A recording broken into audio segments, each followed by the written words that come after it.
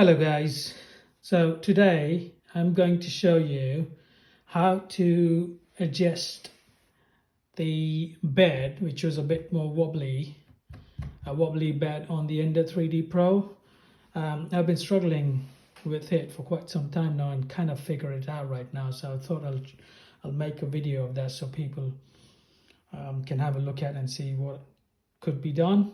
So before doing all of that, I think it's a good idea to take the bed off before you go and adjust it. It just makes it a bit more easier. All you've got to do is take these wheels off completely, and then it just makes it a bit more easier. And then you basically just tilt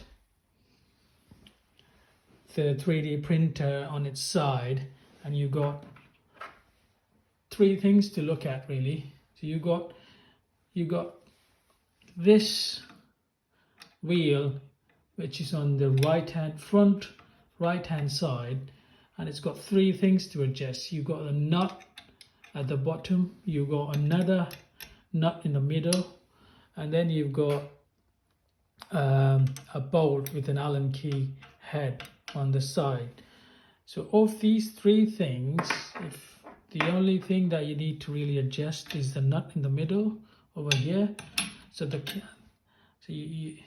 what you got to do is make sure rotate the nut such that it's in this tightest of the position, and that's it really.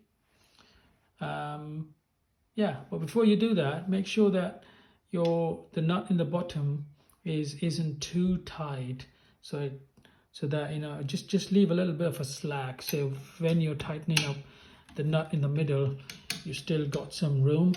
And the way this works is this nut really, like any other nuts where you got a hole in the middle, the hole in the middle is kind of off center. So when you're rotating this, because of the off center or the eccentricity, it pushes these wheels on the inside. So that's what you need to do.